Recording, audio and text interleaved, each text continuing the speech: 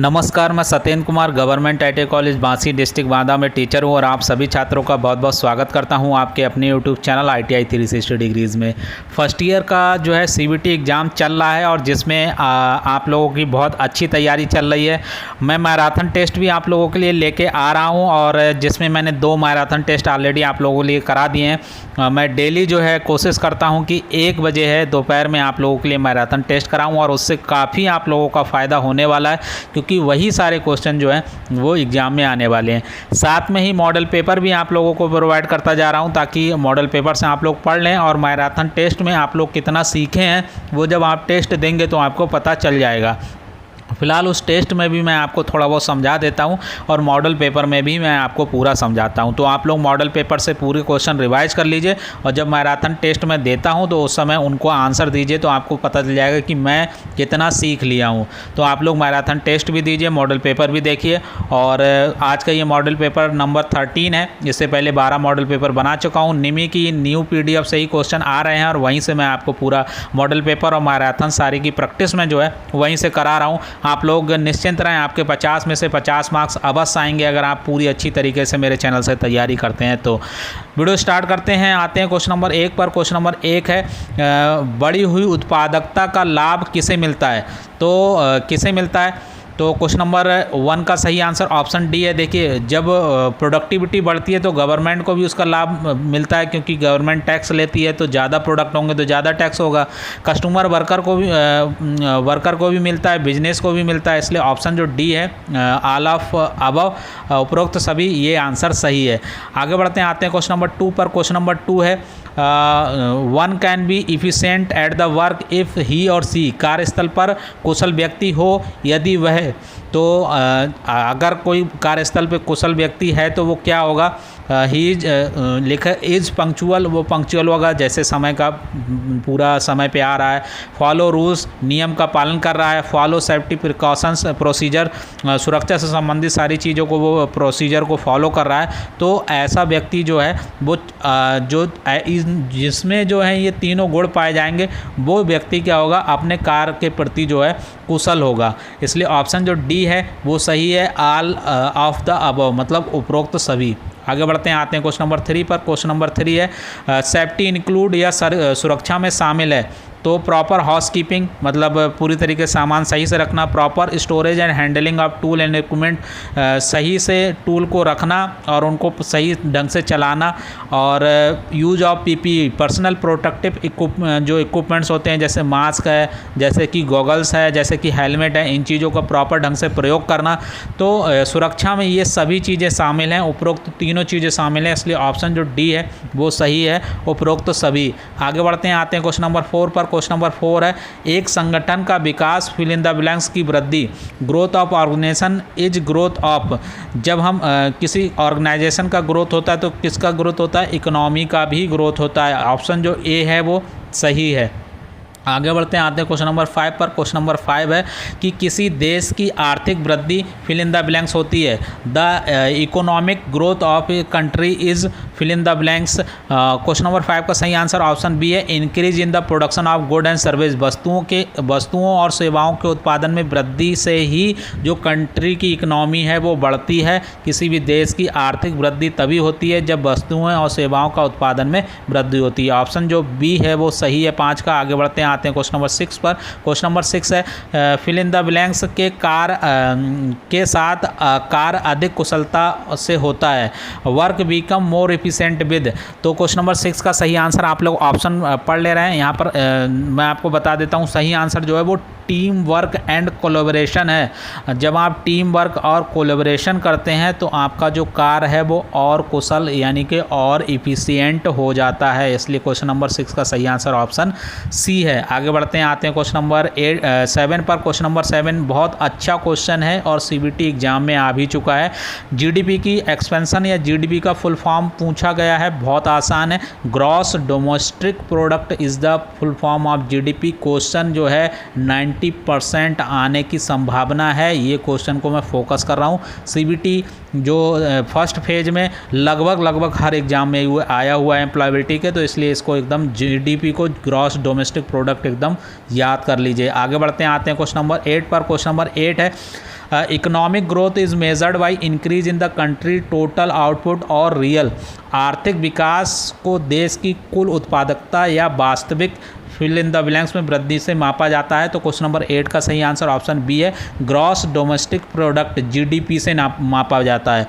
यह इकनॉमी जो है किसी देश की वो या तो आउटपुट से या फिर रियल जो जीडीपी है उससे मापा जाता है, इसलिए ऑप्शन जो बी है 8 का वो सही है। आगे बढ़ते हैं, आते हैं क्वेश्चन नंबर 9 पर। क्वेश्चन नंबर 9 है कि the process of transforming our self for better physical social and instructional state is called. एक बेहतर शारीरिक सामाजिक और बौद्धिक अवस्था के लिए स्वयं को बदलने की प्रक्रिया को क्या बोलते हैं? क्वेश्चन नंबर 9 का सही आंसर ऑप्शन सी है, पर्सनल ग्रोथ। जब आप शारीरिक रूप से और सामाजिक रूप से और जो है इंटेलेक्चुअल बौद्धिक रूप से जब विकसित होते हैं, अपने आप को बदलते हैं, तो वो आपकी पर्सनल ग्रोथ होती है। आगे बढ़ते हैं, आते हैं क्वेश्चन नंबर 10 पर। क्वेश्चन नंबर 10 है, यहाँ पर आपको पढ़ देता हूँ मैं कि the effect taken to learn new skill and technology help to. नए कौशल और तकनीकी को सीखने का प्रयास किए गए प्रयास को मदद करता है। किस चीज़ को मदद करता है? वो मदद करता है ग्रोथ इन आवर प्रोफेशन। अपना जो प्रोफेशन है उसमें आप लोगों का जो है ग्रोथ होगा। अगर आप नई नई टेक्निक सीखेंगे, जैसे कोई वेल्डिंग का जो है स्टूडेंट है, वो नई वेल्डिंग की कोई टेक्निक आई है, उसको आप सीखते हैं, तो आपका जो है प्रोफेशनल ग्रोथ होगा उसमें। आगे बढ़ते हैं, आते हैं क्वेश्चन नंबर 11 पर। क्वेश्चन नंबर 11 है team work fill in the blanks में मदद करता है। तो किस में मदद करता है टीम वर्क? तो देखिए, साथियों को सीखने में, अन्य कर्मचारियों के साथ सहयोग करें और काम कुशल बने। तो जो है क्वेश्चन नंबर 11 का सही आंसर जो है वो ऑप्शन डी है। इन तीनों चीज़ों में जो है वो टीम वर्क जो है मदद करता है, इसलिए ऑप्शन डी जो है वो सही है। आगे बढ़ते हैं, आते हैं क्वेश्चन नंबर 12 पर। क्वेश्चन नंबर 12 है, यहाँ पर देखिए लिखा है Pomodoro is a technique that can be used for. Pomodoro एक जो है तकनीक है जिसका प्रयोग किसके लिए किया जाता है? क्वेश्चन नंबर 12 का सही आंसर ऑप्शन सी है, टाइम मैनेजमेंट। जो पोमोडोरो है वो टाइम मैनेजमेंट के लिए प्रयोग किया जाता है, ये अपना पूरी तरीके से ध्यान रख लीजिए। और फिर क्वेश्चन नंबर 13 है, पोमोडोरो जो है वो Pomodoro is the Italian word for. Pomodoro क्या है? एक इटालियन वर्ड है जो किसके लिए प्रयोग किया जाता है, जिसका क्या मतलब होता है? तो क्वेश्चन नंबर 13 का सही आंसर ऑप्शन ए है, टमाटो। टमाटर के लिए जो है जो पोमोडोरो है वो एक इटालियन शब्द है जिसका मतलब होता है टमाटो या फिर टमाटर। आगे बढ़ते हैं, आते हैं 14 पर। 14 है, how many stages there are in personal growth. व्यक्तिगत विकास में कितने चरण होते हैं? तो क्वेश्चन नंबर 14 का सही आंसर ऑप्शन डी है, 5 चरण होते हैं। आगे बढ़ते हैं, आते हैं क्वेश्चन नंबर 15 पर। क्वेश्चन नंबर 15 है, एक बेहतर शारीरिक, भावनात्मक और बौद्धिक, सामाजिक और वित्तीय स्थिति के लिए खुद को बदलना है, वो किस प्रकार का जो है ग्रोथ कहलाता है? तो क्वेश्चन नंबर 15 का सही आंसर जो है वो ऑप्शन ए है, बी है ऑप्शन 15 का, पर्सनल ग्रोथ। देखिए, पहले भी ये क्वेश्चन आ चुका है, उसी में थोड़ा सा और जोड़ दिया है, फाइनेंशियल भी जोड़ दिया है। उसमें देखिए फिजिकल था, इमोशनल था और इंटेलेक्चुअल था, और इसमें फाइनेंशियल और जोड़ दिया, तो ये भी पर्सनल ग्रोथ ही में आता है। क्वेश्चन नंबर 15 का सही आंसर ऑप्शन बी है। आगे बढ़ते हैं, आते हैं क्वेश्चन नंबर 16 पर। क्वेश्चन नंबर 16 है कि an organization grow they need to. जैसे जैसे संगठन बढ़ते हैं उन्हें फिल इन द ब्लैंक्स की आवश्यकता होती है। किसकी आवश्यकता होती है? तो क्वेश्चन नंबर 16 का सही आंसर ऑप्शन बी है, stay updated with changing technology. उन जैसे जैसे संगठन बढ़ते हैं तो उनको ज़रूरत होती है कि वो जो चेंजिंग टेक्नोलॉजी है उससे अपडेट रहें। जैसे कि मान लो कि आप लोग ITI कर रहे हैं, अब आप लोग ITI कर रहे हैं, अब आप लोगों को जैसे जैसे ITI करते जाते हैं तो आप लोगों को क्या ज़रूरत पड़ती है? आपको जितनी भी अपडेट आती हैं कि जैसे कि पैटर्न पहले एग्ज़ाम का कुछ और होता था, अब कुछ और हो गया, तो ऐसी अपडेट से आप लोगों को अपडेट रहना पड़ेगा। सेम काम जो है ऑर्गेनाइजेशन को भी करना है, क्योंकि वो टेक्नोलॉजी सामान बनाते हैं तो वहाँ पर उनको टेक्नोलॉजी लगती है, तो टेक्नोलॉजी से उनको अपडेट करना पड़ता है।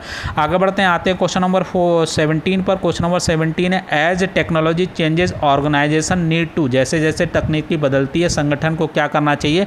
संगठन को 17 का सही आंसर है ऑप्शन डी सही है। बाई हाई एंडेड मशीनरी, जैसे जैसे तकनीकी बदलती है तो उनको जो है हाई जो टेक्नोलॉजी मशीन है उनको ख़रीदना चाहिए।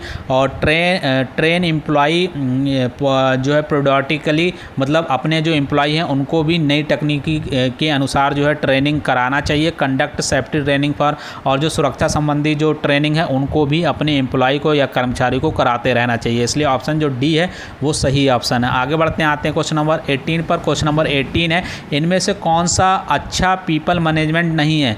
तो जो पीपल मैनेजमेंट होता है या लोगों का मैनेजमेंट होता है, मैन पावर मैनेजमेंट होता है, वो कौन सा अच्छा नहीं है इनमें से। तो क्वेश्चन नंबर 18 का सही आंसर ऑप्शन बी है, giving memo for every mistake. अगर किसी कर्मचारी को आप प्रत्येक मिस्टेक के लिए उसको एक नोटिस देते हैं तो यह इससे क्या होगा, वो जो कर्मचारी है वो डीमोटिवेट हो जाएगा और इस प्रकार ये जो है वो उससे आप फिर काम नहीं करा सकते हैं, वो हमेशा जो है लो कॉन्फिडेंस में रहेगा। तो ये जो है वो जो है पीपल मैनेजमेंट या वर्क मैनेजमेंट का जो है वो हिस्सा अच्छा तरीका नहीं है। आगे बढ़ते हैं, आते हैं क्वेश्चन नंबर 19 पर। क्वेश्चन नंबर 19 है कि once the problem has been identify we need to break down into simpler element because we can fill in the blank the solution.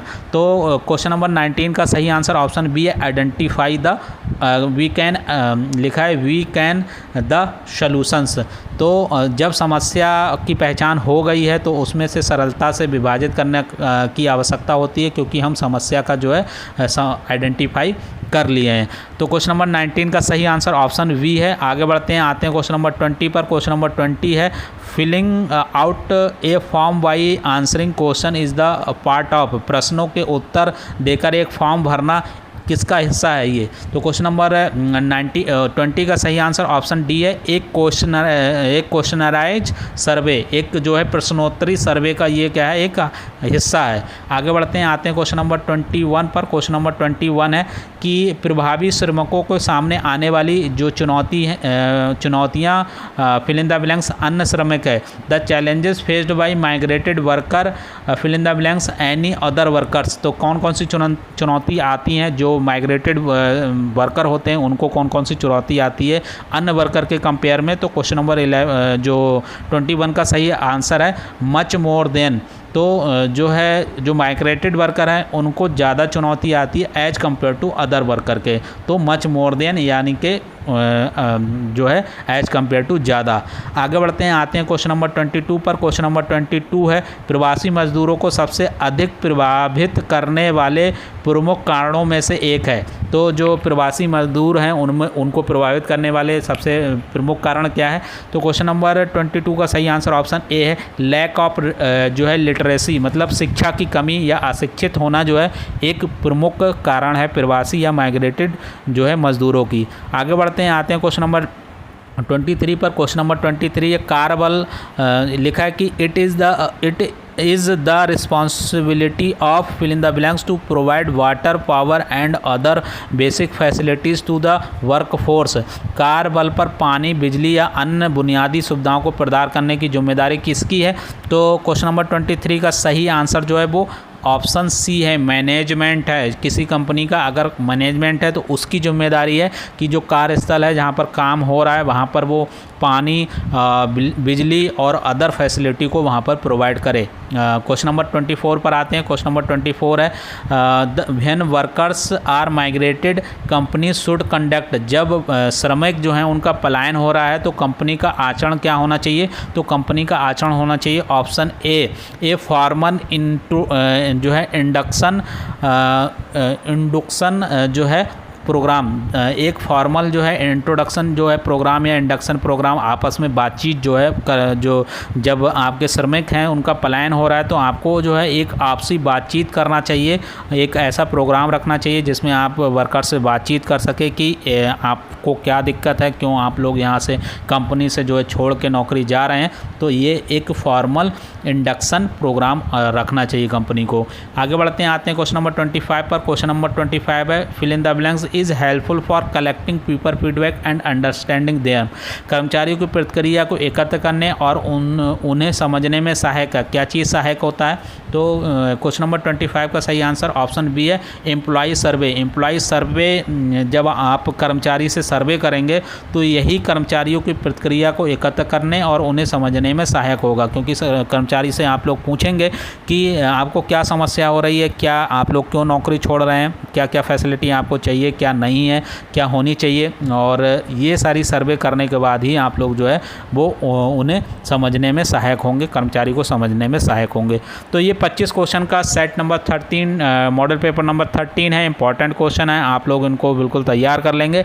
साथ में ही आप लोग जो है मैराथन टेस्ट देते रहेंगे। आशा करते हैं कि आप लोग देते आ रहे हैं और आगे भी देते रहेंगे। और इस वीडियो में दी गई जानकारी अच्छी लगी हो तो वीडियो को लाइक कर दीजिए, अपने दोस्तों में वीडियो फॉरवर्ड करिए ताकि उन्हें भी एम्प्लॉयबिलिटी स्किल की तैयारी करने का बढ़िया से मौका मिल सके और वो भी 50 में से 50 नंबर ला सकें। ये वीडियो अच्छा लगा हो वीडियो को लाइक कर दीजिए, चैनल पे पहली बार आए तो चैनल को सब्सक्राइब कर दीजिए। इस वीडियो में बस इतना ही, धन्यवाद।